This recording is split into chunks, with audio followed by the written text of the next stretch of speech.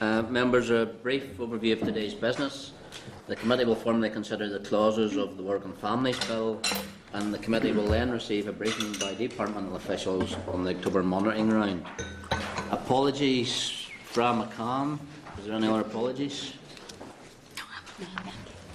Okay, members, chairperson's business. Members, can I just welcome Anna Lowe to the Committee for Employment and Learning. Anna, you're very welcome. I know you've been on this committee in a previous mandate, so look forward to working with you. And members, just on a sadder note, I thank Sammy for his contribution. I believe Sammy may be moving on, despite the protests of the rest of the committee. Say might. Well, there's still But I hope our Sammy, no, thank you very much for your contributions, and we'll look forward to working with you in the future. Members, draft minutes of the meeting held on the 24th of September, page 6 of your pack. Members, do you agree that that's a true record of that meeting? Agreed. I'll sign those as being correct then. Members, matters arising are at page 12 of the pack. Members, anything else arising out of those minutes, apart from those items that are listed? Members, if not agreed, action points just from the meeting as listed. Agreed. Thanks, members. Members, moving on there, correspondence is at page 17 of the pack and also tabled. Members, just draw your attention, page 20 is correspondence from the Northern Ireland Assembly EU Affairs Manager providing a newsletter on EU affairs. Members, content that we always receive this newsletter in this format, or any other? Content? Members, page 41 is the departmental correspondence regarding a legislative consent motion on the pension schemes bill, which will be coming to the committee for scrutiny probably in November. Remember, you just take a moment to check that out as a legislative consent motion.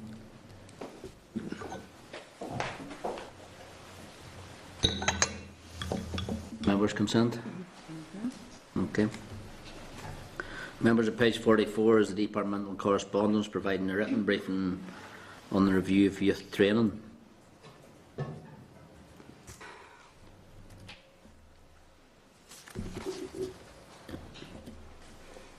Members, just there is a consultation due. Yes, early November. Early November in this. Would members be content that we request an oral briefing for this on the 22nd of October so we get it before the consultation? Yeah. Okay, members. Members, page 56 then is the departmental response to include youth briefing paper considering the committee's strategic planning day. Members content to issue the response to include youth for information? Content. Members, page 67 is the departmental correspondence regarding the Disabled Students Allowance Scheme. This was specifically from a Mr Humphreys. Are members content we issue the correspondence to Mr Humphreys for information? Okay, members, page 84, departmental response providing details of supply chain organisations for Step to Success. As members know, we have briefings from the three main providers and our forward work programme. Members, anything to rise in this matter? Content? Just receiving briefings. Okay, members. Members, anything else under correspondence? Bronwyn? Yeah, two things. 5.5, can we have a breakdown of the figures for constituencies and council areas? That was under correspondence. 5.5. Yes. Is Nezra? Yeah. The remark statistics. And then okay. Secondly, on page 70, Yeah. can we have clarification? Sorry, hold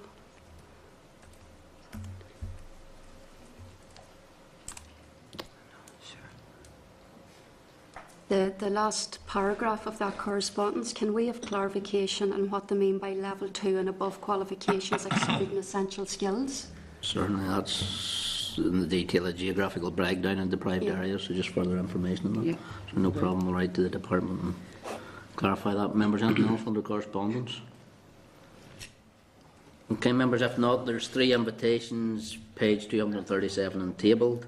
The first invitation is to the college's NI Showcase event, which the committee is hosting in the Long Gallery on the 14th of October. An invitation from the Northern Ireland Science Park Connect to myself to the Invent Awards tomorrow night, which I hope to attend, and an invitation from Sperrinview Special School to its Broadening Horizons, a Window of the Future event on the 14th of October. Members, are you content that maybe the researcher attends the Sperrinview Special School, because it isn't a Wednesday morning, it's the same morning as our committee? A Tuesday? Sorry, it's a Saturday. Sorry. Good idea, yeah. If unless there's any other members want to attend. Content we send the researcher just to make sure we have. Tell Sammy wants to go to represent us. Volunteer. You get an associate member to a committee. Members, okay. Members, can we agree items in the correspondence? There's indications to the contrary. Okay, agreed. Members, draft forward work programme is at page 241 of the pack. Other briefings may be scheduled as they arise. Okay, members, agreed? Agreed.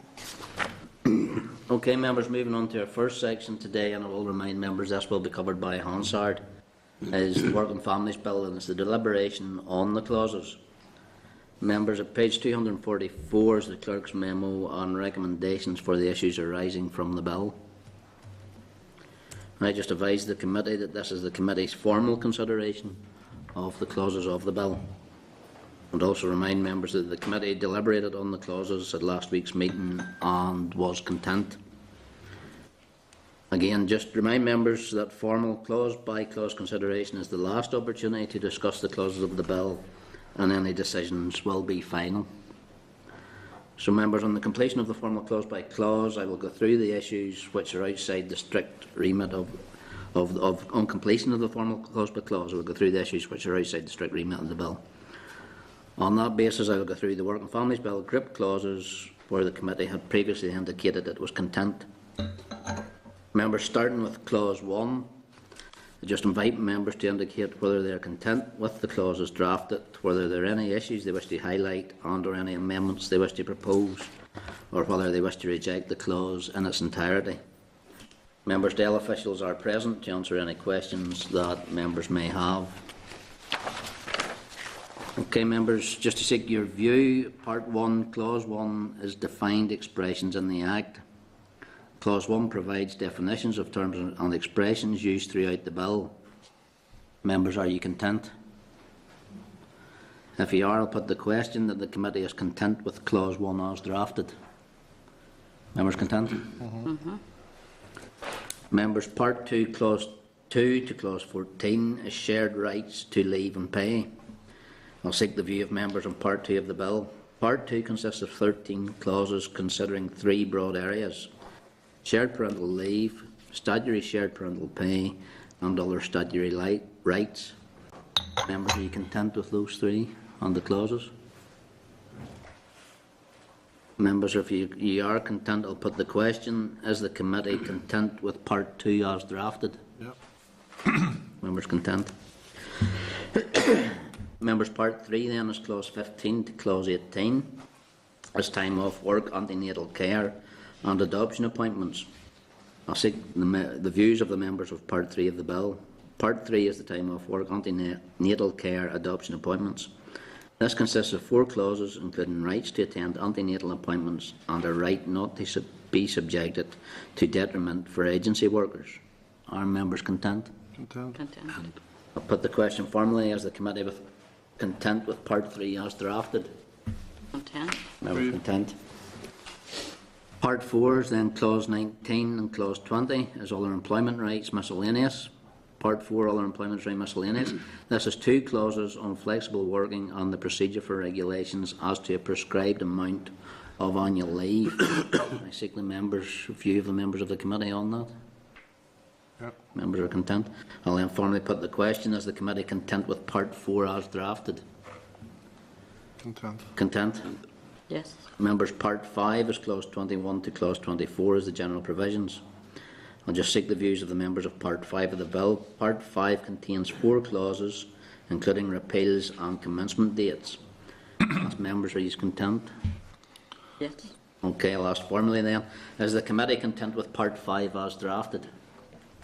Yes. Content. Members, Schedule 1 is the minor and consequential amendments. I seek members' views on Schedule 1. If members are content, I'll put the question. Is the committee content with Schedule 1 as drafted? Yeah. Yes. We're content. Members, Schedule 2 is repeals. I'll seek the views of the members on Schedule 2. If members are content, I'll put the question. Is the committee content with Schedule 2 as drafted? Yes. Content. Members, and the long title. I'll put the question. Is the committee content with the long title of the bill? Yes.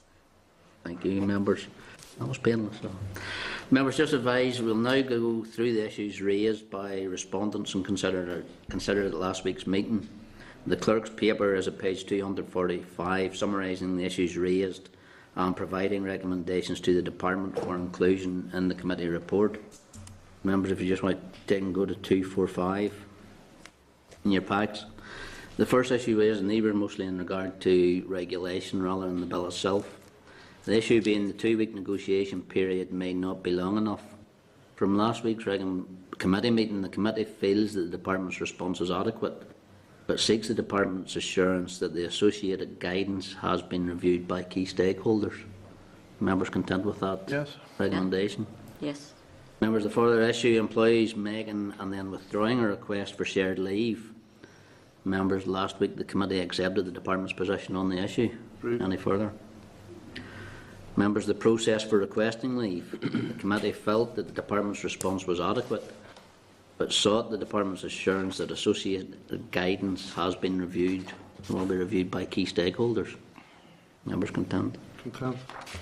The cut-off period for parents taking shared parental leave should be 52 weeks from the start of maternity leave rather than from the birth of the child. Members, at last week's meeting, the committee accepted the department's position on this issue. The detail is there as listed. Members, is the right to return to the same or a similar job when returning from periods of leave totalling up to 26 weeks. Members, at last week's meeting, the committee accepted the department's position on the issue. Yeah. Content. Members, day 1, right to shared parental leave and pay. At last week's meeting, the committee accepted the department's position on the issue. Yeah. Keep in touch, you haven't done. Did I miss one? Yeah. Where do you get that? Oh, I keep in touch. Apologies. Keeping in touch days, members, the committee accepted the department's position on the issue last week as well. Content. Content. Arranging cover for employees on shared parental leave. Again, last week the committee accepted the department's position. Agreed. Allowing parents to take leave in 1 week blocks. The committee felt that the department's response was adequate, but did seek Dell's assurance that the associated guidance has been reviewed by key stakeholders. Members content? Content. Yeah. Members, the amount of statutory pay available. Again, the committee accepted the department's position on the issue, but wished to receive further information on how and when the department will review uptake of shared parental leave, including the terms of reference. Members content with that? Flexible working. Again, the committee accepted the department's position on this issue last week. New right to be given for parents of children expected to be born or adopted in April 2015. This was in regard to mostly the time frame of the bill. The committee felt that the department's response was adequate, but will seek Dell's assurance that the associated guidance has been reviewed by key stakeholders. Members content with that? User-friendly processes came through from a number of stakeholder submissions that we received, and last week the committee felt the department's response was adequate, but again seeks Dell's assurance that the associated guidance has been reviewed by key stakeholders. Members content? Okay, members, arrangements will be in place for recouping overpayments and allowing employers to communicate to verify information. The committee accepted the department's position on the issue. Members content? Content. Fear of being open to sex discrimination. The committee accepted the department's position on the issue. Content? Members, in regard to guidance, the committee felt that the department's response was adequate, but sought the department's assurance that the associated guidance will be reviewed by key stakeholders. Content? Yes. Members' alignment with legislation in GB. Again, the committee accepted the department's position on the issue. Content? Yep. Yeah. Another individual is a person with whom parental leave could be shared. Again, members of the committee accepted the department's position Agreed. on the issue. Paid leave for partners to attend antenatal appointments. Again, the committee accepted the department's position on the issue. Members content? Yep. Members, but one of the issues Pod raised was that of kinship carers. And again, there's quite a lengthy response on that, but last week the committee accepted the department's position on the issue. Pod? Could Yep. separate to it, is it possible to get some research paper on kinship care and how it's acknowledged or recognised in other places? It's a hugely relevant subject matter here for future reference. We can do that, Pod, separate from this. You're content with the recommendation we accepted last week? Okay, members, that's all, I suppose, the queries and concerns that were raised from last week's meeting. Okay, are members content with the recommended actions? Yes. Agreed? Agreed. Agreed. That's us, members. Thank you. Finished. Okay. Okay, members, if there's nothing else in the Work and Families Bill?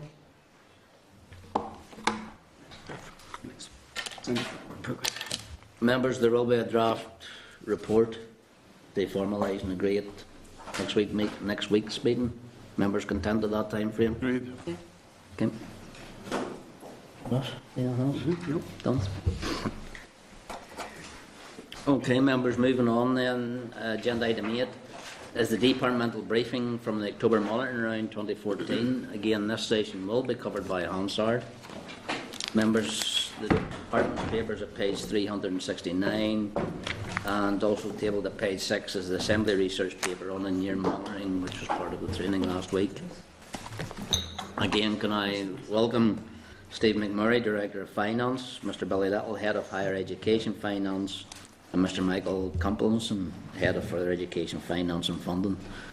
Stephen, you're welcome back again, but you're in the main seat today, so you'll not get as easy a ride possibly as Yes. that. Okay, Chair. Over to you. Yeah, and good morning to yourself and the committee. This is my first meeting in the main chair. As you say, and I look forward to working with you all in the future. And hopefully a bit more of a settled financial environment than we find ourselves in currently.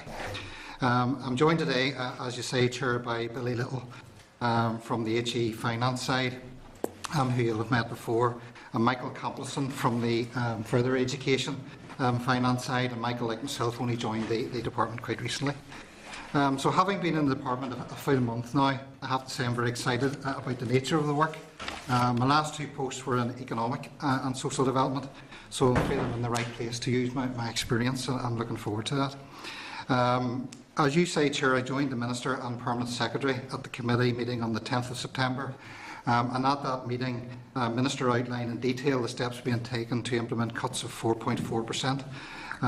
This has now happened in line with those plans that he outlined. You may ask what will happen if proposed cuts are even higher than that. We are looking at different scenarios for that, and we will be happy to come back to the committee with further details of that if that does transpire.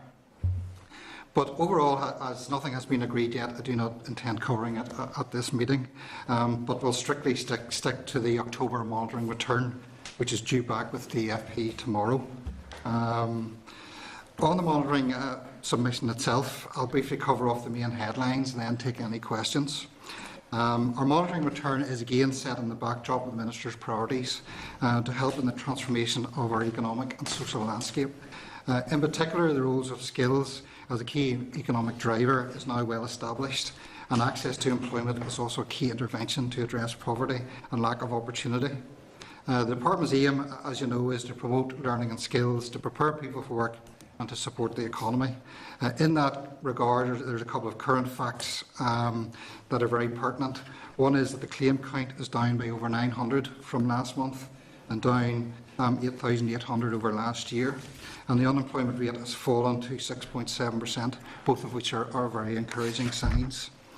And going back to the October monitoring round details, the The first thing I'd like to point out is that we're not planning to submit any non-ring-fenced resource or capital bids or surrenders in this monitoring round. We do have a range of technical transfers to make, and these are detailed in my note I sent to you last week. In a brief summary, these are 5 outward transfers to other departments totalling just over 1.3 million, and 4 inward transfers totalling just over 200,000. Details are provided in the note that I sent. Taking a quick skip through then each individual area. Within skills and industry, there are several offsetting budget variances which lead to an overall balanced position. For employment services, there still is a pressure of 1.8 million on the youth employment scheme due to demand-led nature of the programme and increased forecast levels or participation being higher than expected. We are carefully monitoring this position and are confident that it can be managed internally. With youth policy and strategy, we expect the division's expenditure to be within the resources available. Regarding further education, the division's expenditure expected to be in line again with resources available. The FE colleges have reviewed their non-cash depreciation and impairment requirements in relation to fixed assets, and as a result there is a ring-fenced easement of £1 million. However, as the budget rules have this ring-fenced, and specifically for depreciation and impairment of assets, we will have to surrender that, and we're not able to use it for other FE areas. For higher education, division expenditure is again expected to be in line with resources available. Stromulus College has reviewed its non-cash depreciation and impairments similar to FE, and again there's a 0.5 million easement there, and that will be surrendered to DFP as it has to be. All other expenditure will be managed within overall resources available. On the capital side, in this monitoring round, as I said, we're not planning to submit any capital bids or surrenders. All of our capital projects are being very carefully managed, and this is obviously a risky area that I know myself from other experience that needs to be managed very carefully, and that's what we're doing to make sure it's in line with budget. It may involve moving monies around within capital projects, but we will ensure that it will all be spent. So, Chair, that was just a very quick run through the October monitoring round. I'm happy to take any questions. Okay, Stephen, thanks. I suppose was the most surprising one at this minute in time was in regard when the Minister presented to us was all the areas where he thought it would be necessary to cut back, and I think there's been news headlines again, and there's no bids at all. But no bids, Chair. No, I suppose in light of the resources being so tight is a factor in the whole thing. So just the chances of any bids being met are close to zero, I would say, and that's what we're getting in our feedback from DFP. Having said that, we don't see any particular areas where there are huge pressures that we need to bid for either. But it's a combination of the current climate of money just not being available for bids at all, and us being able to manage ourselves internally. I suppose just a concern is it, to clarify, did the department just take the view there's no money there, so we're not going to bother bidding, or is it a genuine case that you don't think any of the programmes where there are financial cutbacks are worth bidding for? Well, I suppose it's in terms of we've got to find cuts, we've got to find them. If we then turn around and bid to replace those monies as well, I mean, there's no chance of that being found if the overall pressures in the block are similar. So even together building United Communities, the £500,000 that was cut from that budget, you didn't feel there'd been any support throughout the executive? Not in the current climate in terms of monies available. Okay, I suppose just on in regards then to your surrenders of 1.5 million. Why? The surrenders are all down to this ring-fenced funds which relate to depreciation and impairments. Under the rules, the accounting rules, we have to surrender those. We're not able to use those for other purposes, so they have to hand them back to DFP. Just a strict use of the rules, Chair. I suppose maybe with Billy being here, it might be fortuitous that news is covering the UU's 3.4 or 3.1 or 3.4 million reduction. when the Minister presented, he said there was 7.4 million going to be removed from all of the 4 higher education institutes. What's the breakdown of that, Billy, across the other ones? Okay. The breakdown for that was Queen's 3.9, rounded. University of Ulster 3.1. St Mary's 186,000, Stranmillis 186,000, total 7.4 million. Can I ask how those figures were? How they were arrived at. When we were asked to make a reduction of 4.4% in the department, the Minister wanted to protect higher education as far as possible, and we were able to come up with a 3.95% cut. And that 3.59% was applied equally to all 4 institutions on the basis of their annual block grant from the department. So straight was straight across all 4 Yes. institutions. Have you had any formal feedback from the 4 institutions? We've had no formal feedback as such, but in talking to officials in the institutions, they're very disappointed, obviously, that this cut has come about. And it's a factor that we always flag to the institutions every year when we give them their annual grant letter. We do say very clearly in each letter that there's always a possibility that reductions may be required in year for unforeseen circumstances. And in this case, this is one that we didn't foresee prior to agreeing the funding for them for the 14-15 academic year. Okay. Pat? Good morning. You're very welcome.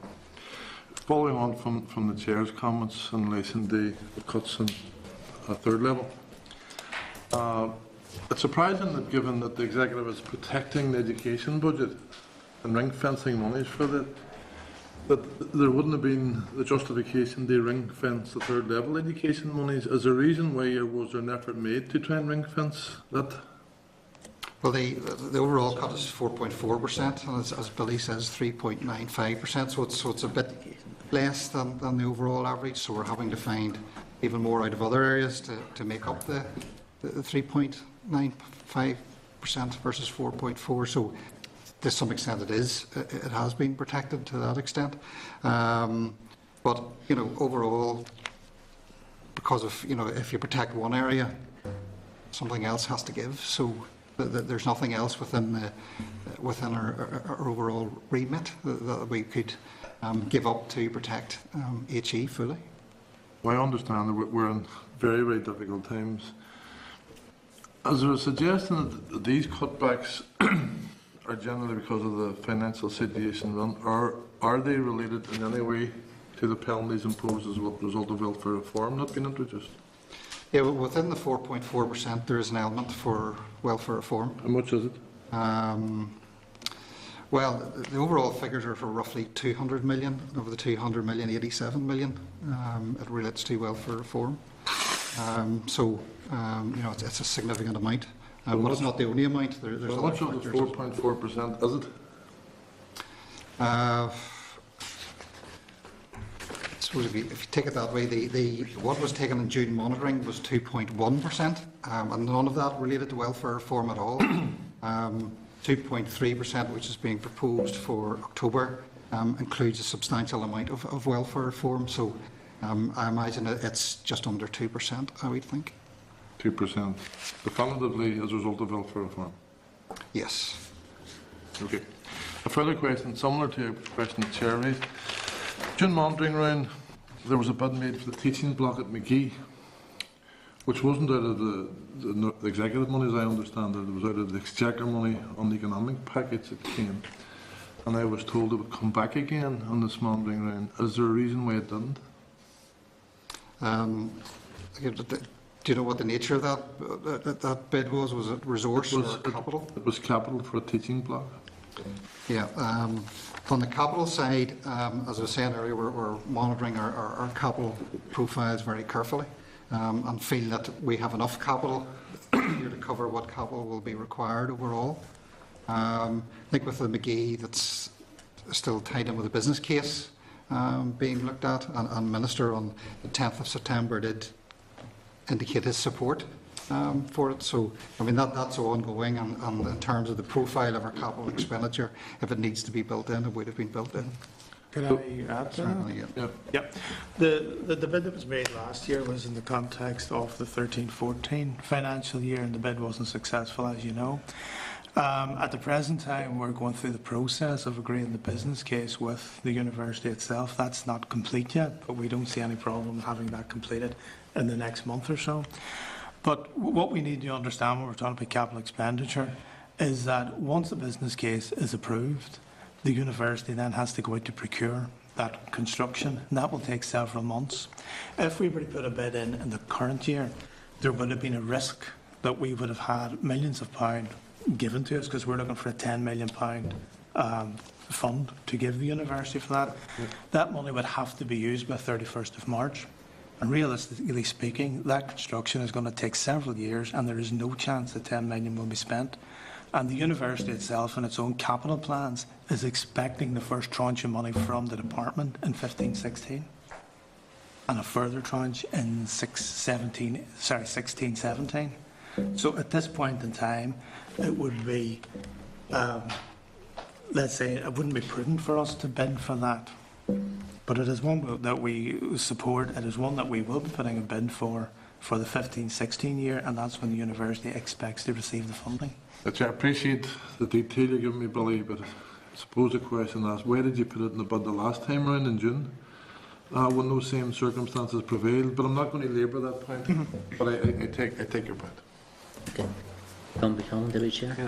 Yeah. Sorry for missing your presentation. How much further can the department go in cuts, if you like, or in reducing percentage of funding before you're into real problems?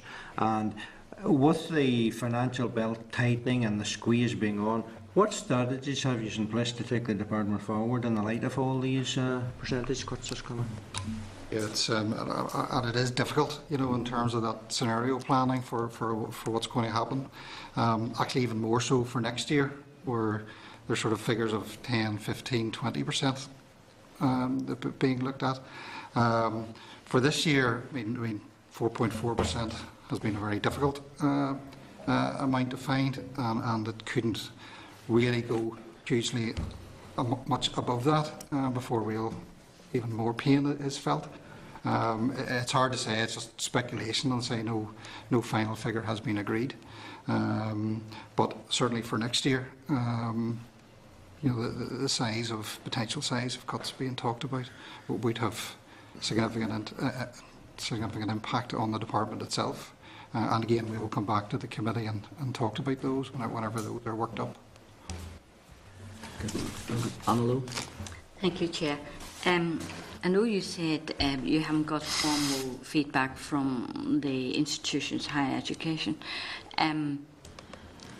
but talking to the officials, have they given you any indications of whether there will be job losses, you know, with the £7.4 million cut in their grants? There's been no indication at all to that effect. In fact, you know, the position is that the universities are responsible for implementing those cuts as they see fit. We have no input into that. And over the last number of years, 3 years at least, all of the institutions have been quite good at making efficiencies across the board, and some of that was in the staffing area, but that was mostly on early retirement severance schemes, and also on in freezing and not filling posts, etc. So we've had no indication about staffing cuts. What about within the department? Do you have to let some staff go with the cutback within? It's a similar idea within the department. You're looking at like things like overtime, kind of like temporary staff, agency staff, looking at, you know, promotions maybe not taking place in certain areas, and that sort of thing that we can do without, you know, we can do quite easily and quite quickly if required, but nothing in terms of overall job losses, and that sort of thing would be looked at the centre anyway in terms of all departments and how that would apply. Thank you. Okay, thanks. Sorry, Stephen, but can I just clarify, 3.95 or 3.59 for the universities? I think Stephen used to tell us 3.9. 3.95 Yes, 9.5. isn't it? I think 3.95. Billy, you said 5.9 at one stage, just, sorry. Written at the top. We get hit with that many figures. It's sort of, Stanley? I just have ask one question. Thanks very much for your presentation so far. I think it was on the September 10th when the Minister was here. I asked him a question in terms of welfare reform and the impact of welfare reform on the department. And I'd asked him, did he think that if we were able to reach an agreement, all the parties, as regards welfare reform, what the potential would be to get the restoration of the fines. Now, at this point, it's about £100 million. And hopefully, we're obviously going to have talks, and hopefully we'll come to some sort of an agreement. And if that is the case, and hopefully we do get the restoration of that money back again, and I understand there are other cuts as well, what sort of impact would that have on your budget? well, if the reductions were to be as high as anticipated, then things like, we have about overtime and not recruiting staff and not filling posts and stuff, we could move fairly quickly to turn that around again. We've also looked at other areas, where we've had unallocated resources, as Minister mentioned on the 10th as well, try to utilise those where possible. So we'd bring those back on the table and allocate them to those priority areas that we'd thought about before. So we have sort of thought about that as well and tried to keep it as flexible and able to change it as quickly as possible. But the longer it goes on, the more difficult that becomes. And if I don't get clarity, say in November or December, then you're only left with a few months really to play about with. And Stephen, I suppose that in the event of that scenario that you would come back to us and I'm saying, we've had the restoration of this money, these are sorts of things we're going to do as well. You'll come back to us. Okay. Thanks very much. Thank you, Chair. Thanks, Stanley. Chair, No, go on. one other issue. You did talk about the situation you're in, and if it gets much worse about part-time staff and overtime and all that, that's going to have to be shared in a sense. What impact is that going to have on the work that the department's doing whenever you get rid of the staff that's already in place, or part-time staff and overtime? But we're trying to minimise the effect of that as much as we can. There's nothing, we don't see any sort of major target not being met as it stands at the minute. But having said that, as you say yourself, if it gets higher, then it becomes more and more difficult. Alistair? Just very quickly, I mean, obviously the planning that you're doing at the moment is based on both education and health being ring-fenced.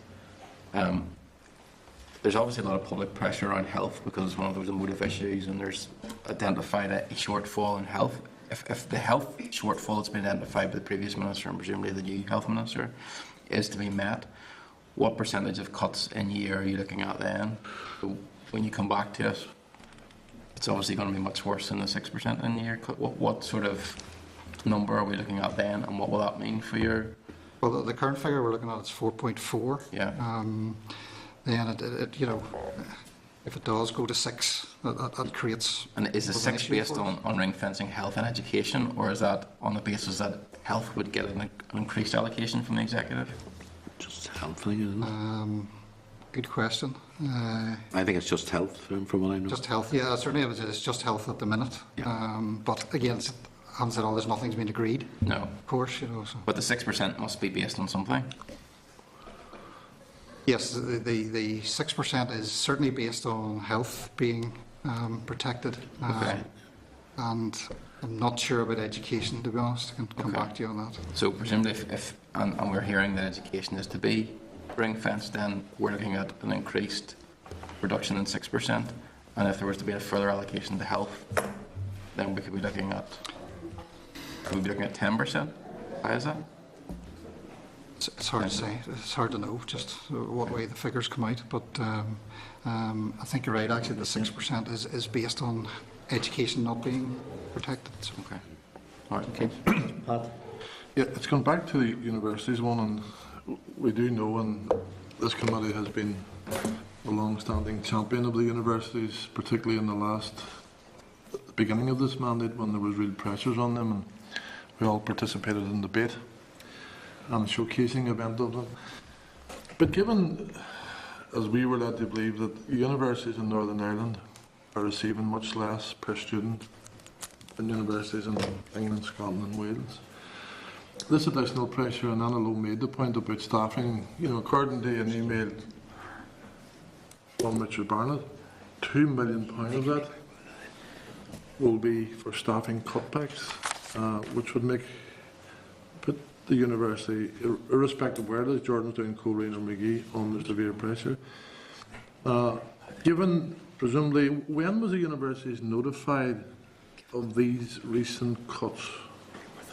Okay, I'll just hand over to Billy about that in a second, but you're right in terms of the differential between us and the rest of the UK. It's between £1,000 and £2,500 per student currently. So this will impact on that further. But I'll hand you over to Billy in terms of those dates of when that was. We wrote to the institutions warning them of potential cuts over the summer and later in the autumn, at the beginning of August, on the 1st of August this year.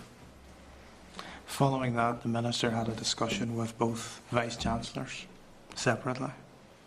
No, I take the point that because we were made aware that there was a likelihood, I think Richard Barnett made reference to that when he presented to the committee on the initial teacher training recently. But when were they definitively told that these cuts were coming in? As far as I know, the letter was the 1st of August, was sent to them telling them they were coming in.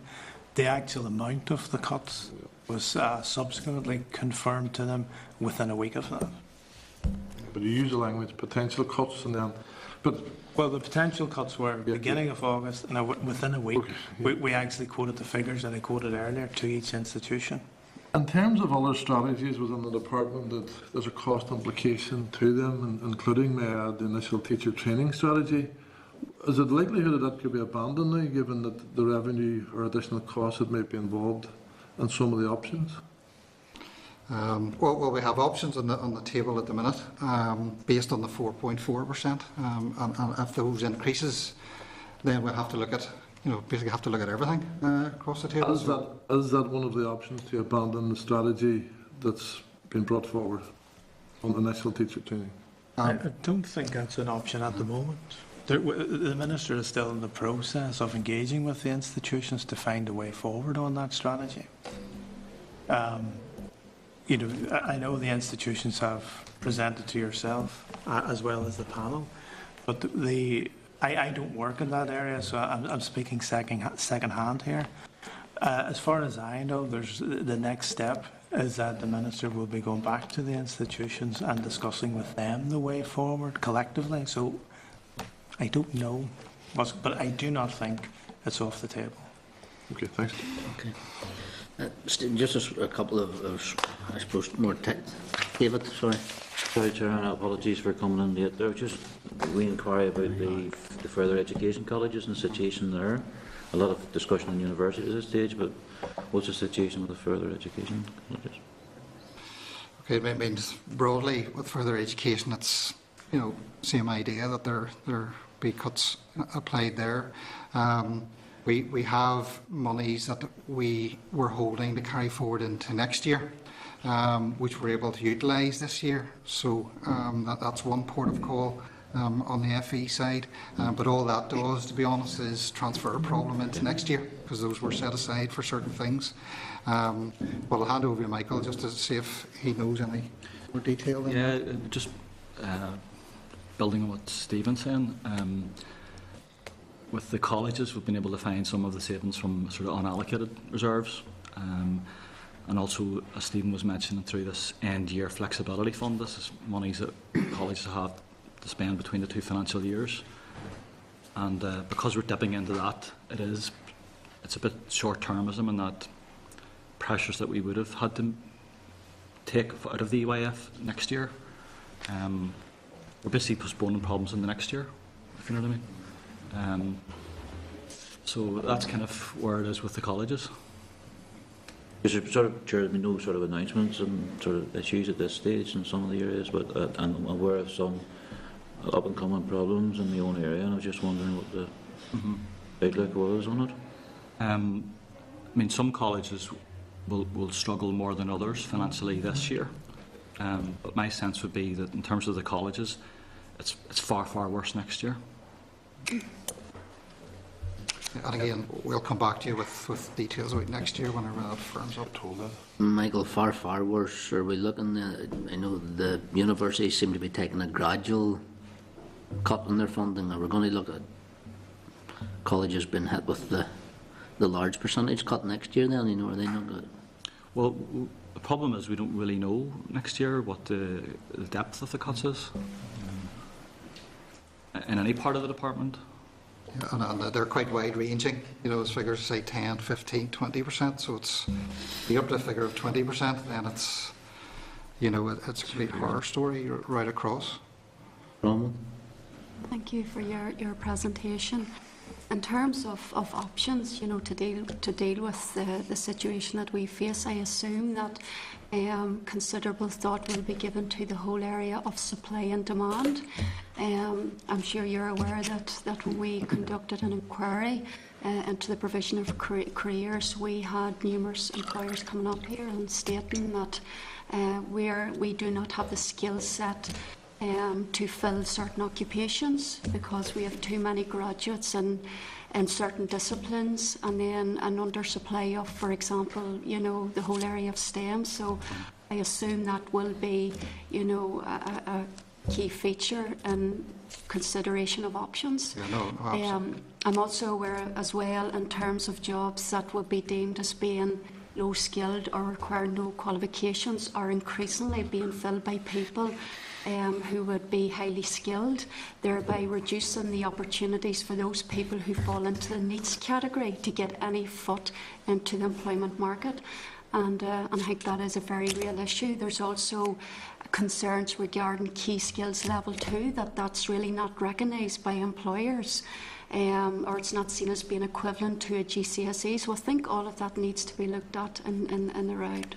Absolutely, and in terms of Minister's priorities, he's made it very clear that helping the most vulnerable and helping those sort of back into employment is absolute key. And all that work's being done in and around apprenticeships and youth training, etc., is treated as a priority within the department and will be treated as a priority in terms of budget allocations.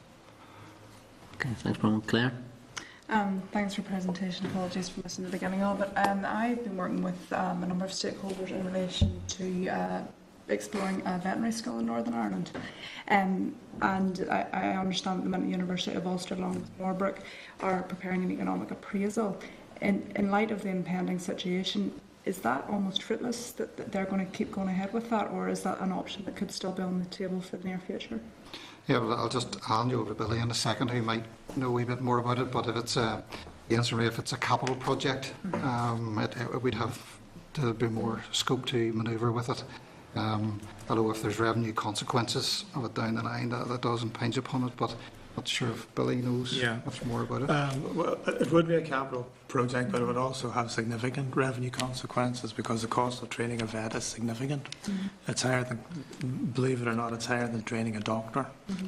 Mm-hmm.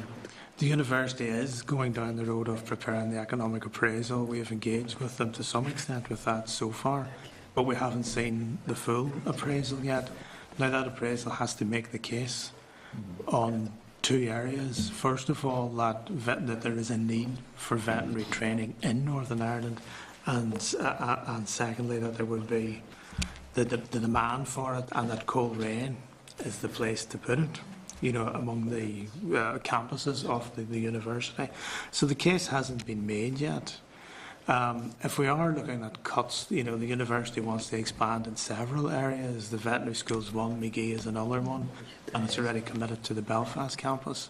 So there's a lot going on at a time when we are looking at shrinking budgets. So I wouldn't say it is fruitless. It is good that the business cases are developed, because if they prove the case, we know there is something that we can take forward in future. But at this point in time, we can't say that the funding will be available for it. Having a business case approved is one thing, finding the funding is a separate issue. Okay. I suppose, Stephen, just as I say, there was a couple of small technicalities. 1.8 pressure in the youth employment scheme. You're confident you will meet that pressure internally? Yes, Chair, I think it actually, the 1.8 has started to come down a bit in terms of the forecast since I sent the letter in last week, so that's coming down. And then we're finding that there's other areas where some money is being freed up within employment service. So those two are getting very close to each other to enable us to say that they can be balanced within the whole year. And if that money isn't needed for the YES scheme, have you anywhere else you can move it, or is that restricted or ring-fenced in any way? No, I don't think it is restricted, so could potentially be used. But I say we are optimistic that those will be balanced out this year. Just on your transfers, the conditional monitoring programme, 1 million transfer to health. What's health's contribution now to the CMP? I'm not sure what that is now, I could find out for you. Right, I think there was a query at one stage whether health was continuing to finance, even though it was a health programme, so would appreciate clarification right, yeah, on that. I'll check that one out for you. And also transfer to DFP? Again, I'm not aware of the specific details of that, right. But it does happen on a regular basis where there's pieces of property or pieces of land or something that are transferred that are surplus to requirements or something. Stephen, that's 2 out of your 6 technical adjustments in your main paper. Possibly a bit of detail would be appreciated if you are coming up again. Just to have that detail, because there wasn't an awful lot in the paper, but it would be. They're just minor queries, but they would be helpful if they have them. Okay, members, anybody else? Gentlemen, Stephen, Billy, Michael, you got a bit on at the end, so I was worried about you not having. Okay, gentlemen, thank you very much. Thank you.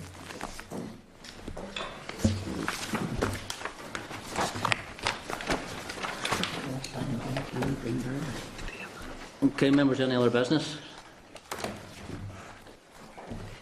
Members, if there is no other business, date, time, place and next meeting. Next meeting will take place 10 a.m. Wednesday the 8th October, room 29. Declare the meeting adjourned. This is the Northern Ireland Assembly.